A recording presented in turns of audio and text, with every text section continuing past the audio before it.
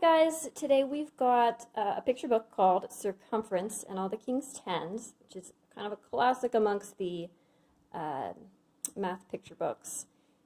Circumference, there's a bunch of different ones, and they kind of go into higher levels. This one I would start with. This one is talking about place value.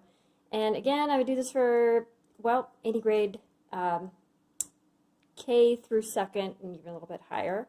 It's good to have some math sense when it comes to place value. And so this one we read and then we reenact, and you can really kind of visualize everything and play around with it.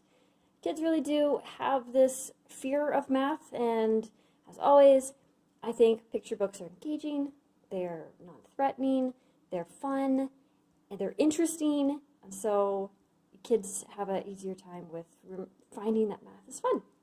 So this particular book is again, it focuses on place value. And what this story is about is the king is depressed, and so they decide to throw him a party. And we've got all these guests coming to the party, and they're having a hard time figuring out how many people are here. So they're working through different ways that we can count all these people in a really, the fastest and easiest way. So what I do with this book is I read it first. We read it, we enjoy it. I don't interrupt the story, just read it.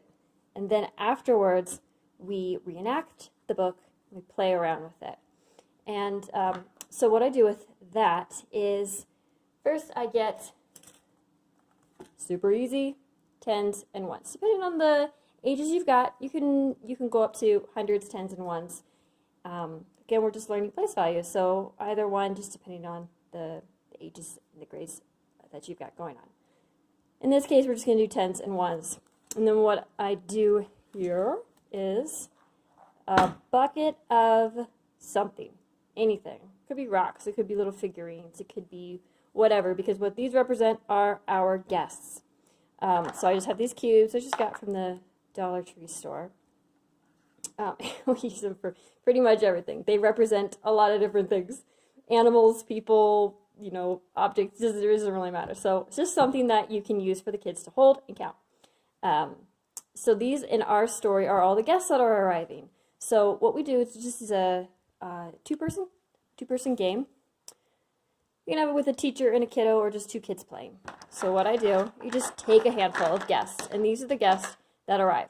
Whoa. Okay, so here are the guests, and you can have, however many bigger dumps or smaller dumps, depending again on what you got going on. And then I have the little kiddos. Here. Not on our sheet, really. And count them out into rows of 10. So 1, 2, 3, 4, 5, 6, 7, 8, 9. I'll put this one over here. 10. 1, 2, 3, 4, 5, 6, 7, 8, 9. Cool. So then on our sheet, we're going to say how many groups of how many groups of 10s did we have? 1. How many groups of 1s? Oh, okay, this wasn't a full group of 10. There was only 9. So we put 9. We got 19.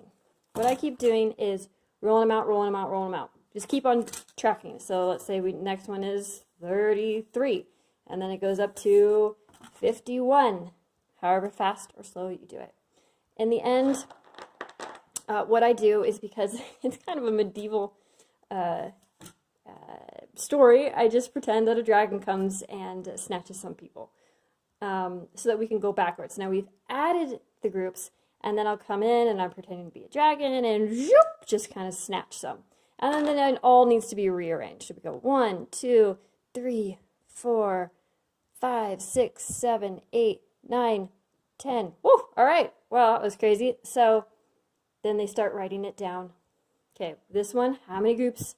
How many groups of 10? 1. How many 1s? 0. So it's 1, 0, 10. And then we just go all the way back down until all the guests have been snatched away by a dragon. And then you can keep going up and down, up and down, up and down. And what you're doing is practicing place value, and then that concept of addition and subtraction. So again, this book is terrific. Here's how you can kind of play around with it and interact with this story. and have the kids really enjoy it, play around with it. All right, well, we'll see you for the next video.